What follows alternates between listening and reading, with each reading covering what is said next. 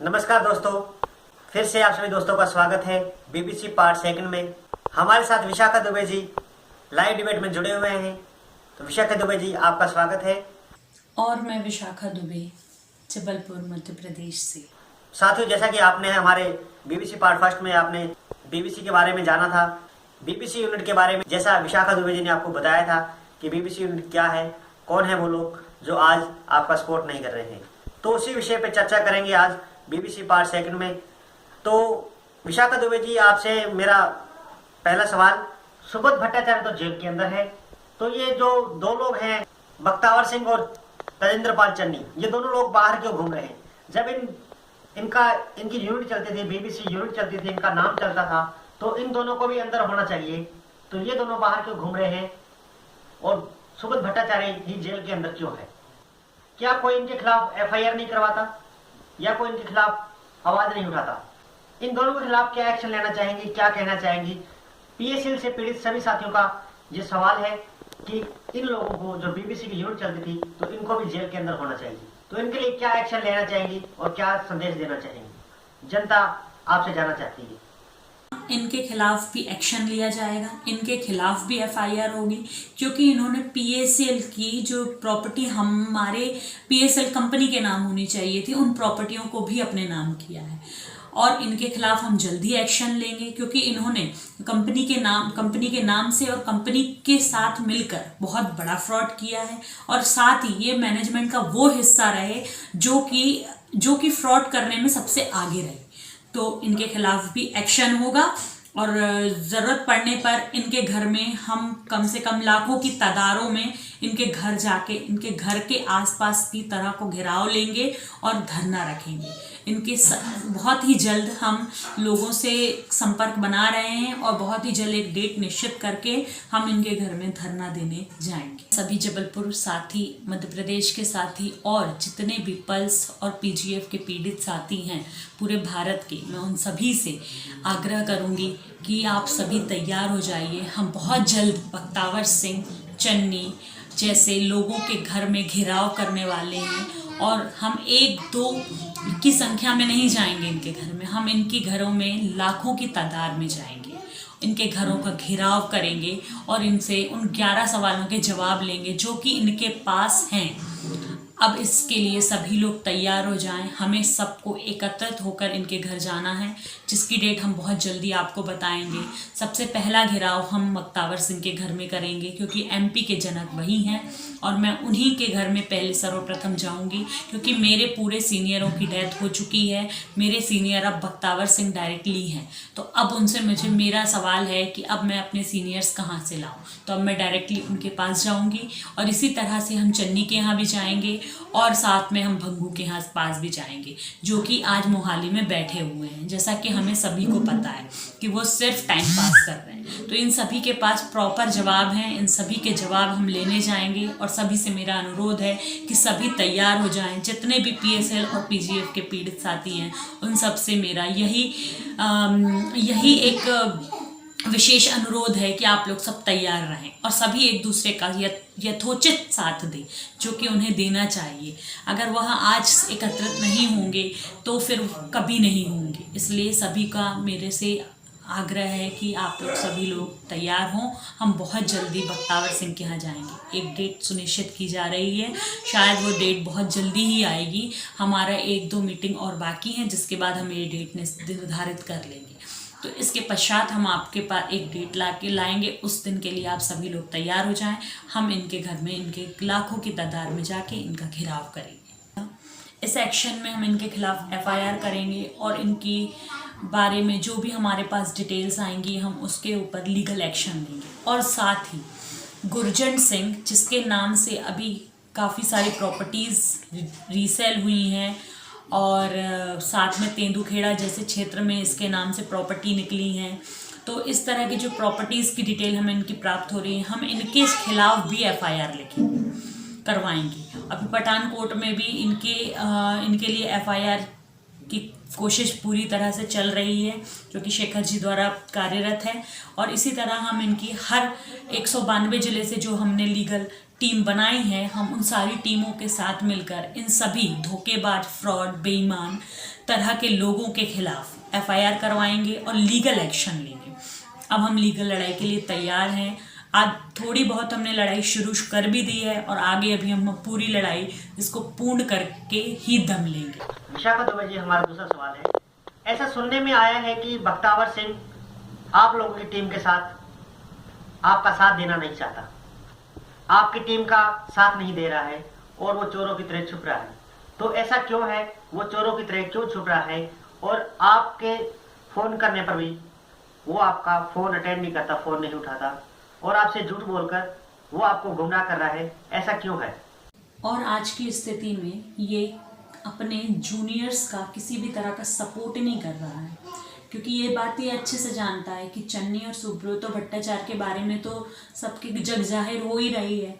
तो अब ये किसी भी तरह का सपोर्ट नहीं कर रहा है, ये कब किसी का फ़ोन नहीं उठाता, किसी से बात नहीं करता, बस टालम टाली वाली स्थिति पैदा कर रहा है। दो साथी सुब्रतो भट्टाचार्य और चन्नी के बारे में जग जाहिर हो चुका है, तो अब ये छुप रहा है क्योंकि ये जानता है कि बीबीसी यूनिट एक साथ कार्य करती थी।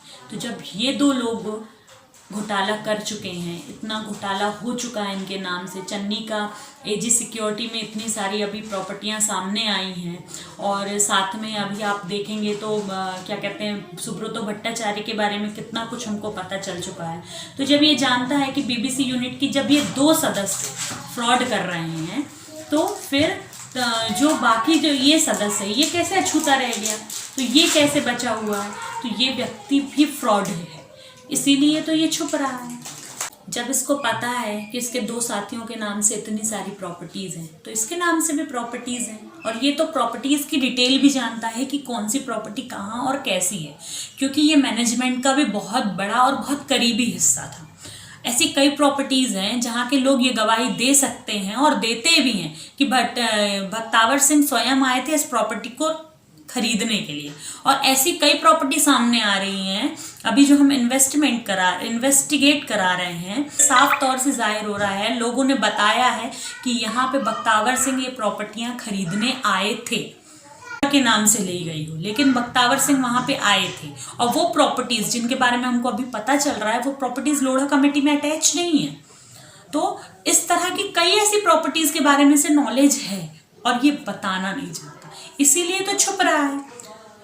से जानता है कि बीबीसी यूनिट जो कार्य कर रही थी वो एक साथ कार्य कर रही थी, तो जब ये दो बंदे फ्रॉड हैं तो ये बंदा कैसे अछूता रह गया, तो ये बात ये जानता है और इसे ये भी पता है कि इसके नाम कहाँ और कैसी प्रॉपर्टी है और इसने कहाँ और किस तरह से पीएसएल के लिए प्रॉपर्टी खरीदी है। हो सकता है इसे 3 लाख प्रॉपर्टी का नॉलेज नहीं है, लेकिन इतनी प्रॉपर्टियों का तो नॉलेज है जिससे निवेशकों का भुगतान हो सकता है।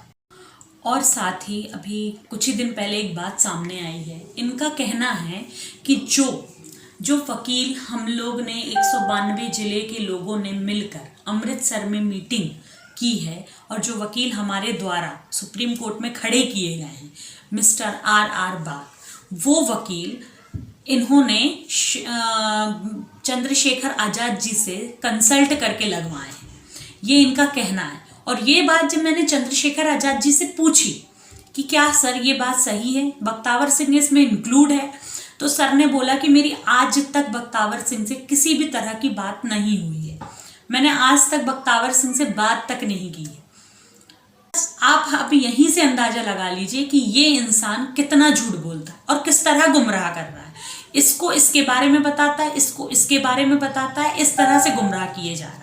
हमारे कुछ लोगों को बोलता है कि जो अमृतसर में मीटिंग हुई है उसमें हमने जो वकील लगे हैं वो हम लोगों की तरफ से नए वकील खड़े हुए हैं और कई लोगों को गुमराह करता है कि सुप्रीम कोर्ट और लोढ़ा कमेटी गठित हो चुकी है, इसमें मैं क्या कर सकता हूँ।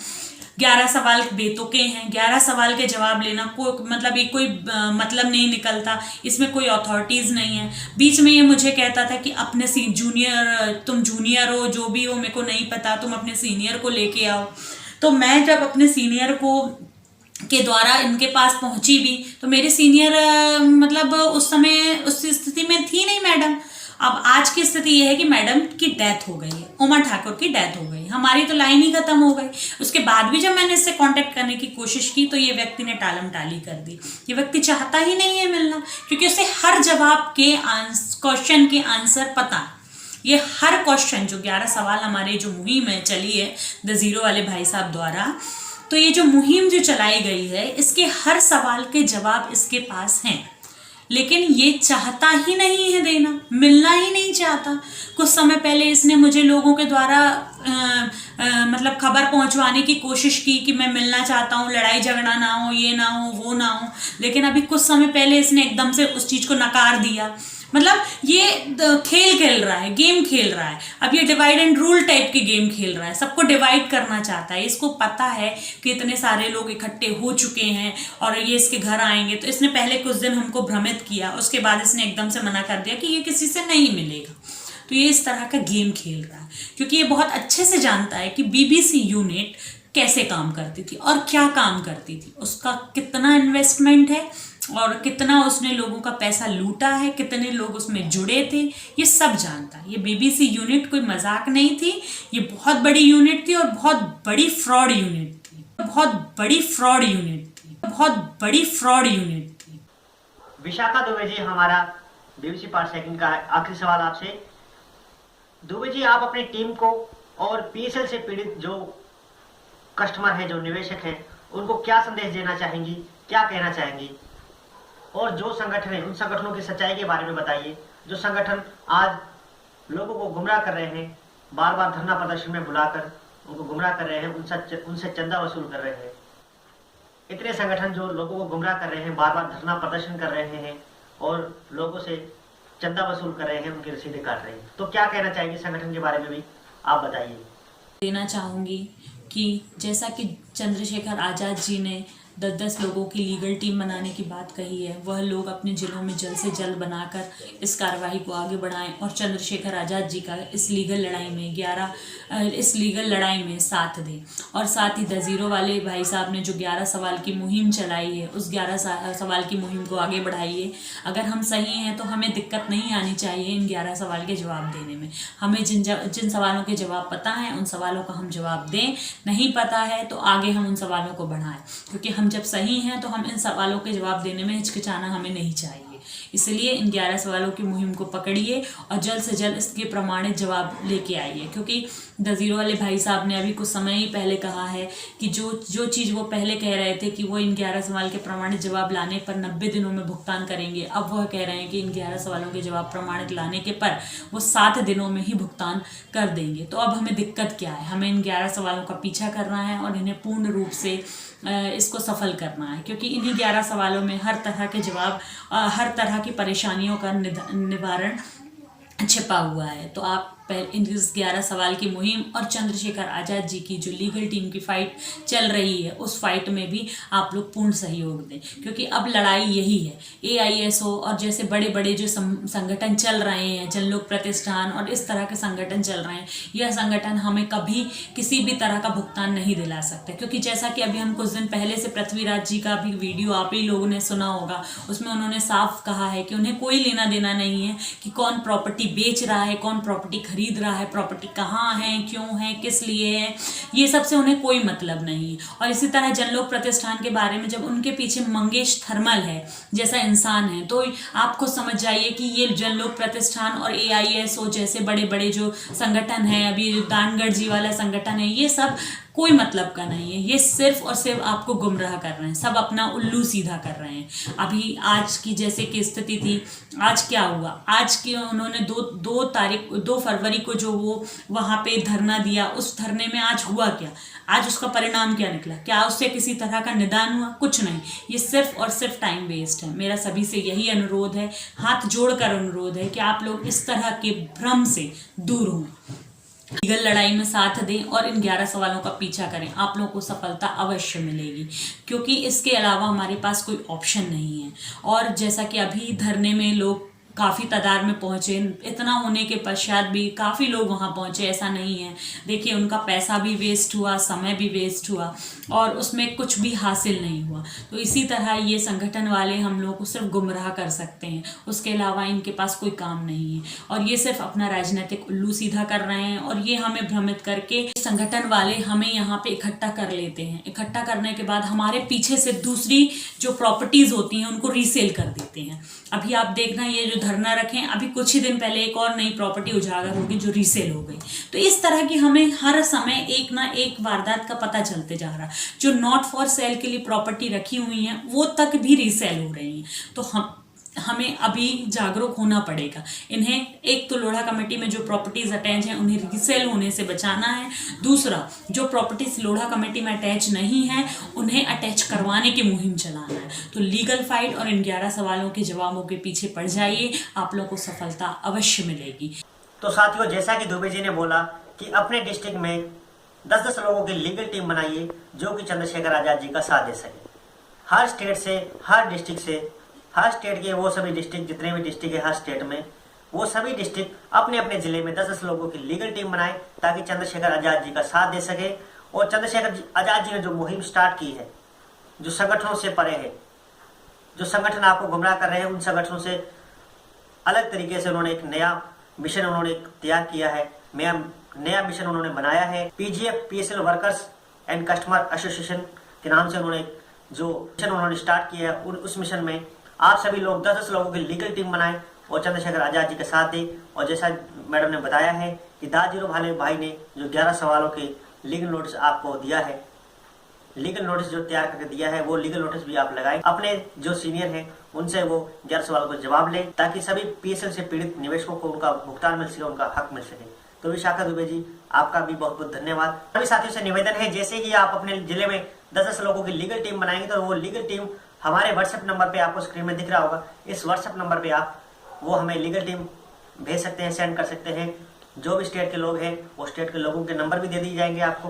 वो और स्टेट मेंबर से भी, जो स्टेट के साथी हैं उनसे भी रिक्वेस्ट है कि वो भी अपने अपने डिस्ट्रिक्ट से संपर्क करें और वो लीगल टीम जल्दी बना के भेजें ताकि हम जो इस कार्रवाई को फास्ट कर सकें और आप सभी को भुगतान मिल सके। तो मैं आशा करता हूं कि आपने जो ये लड़ाई मुहिम स्टार्ट की, चंद्रशेखर आजाद जी ने आप लोगों ने स्टार्ट की है, तो आप इसमें बहुत ही जल्दी जीत हासिल करेंगे। तो इसी के साथ आप सभी साथियों से अलविदा। जय हिंद, जय भारत, जय दा जीरो परिवार।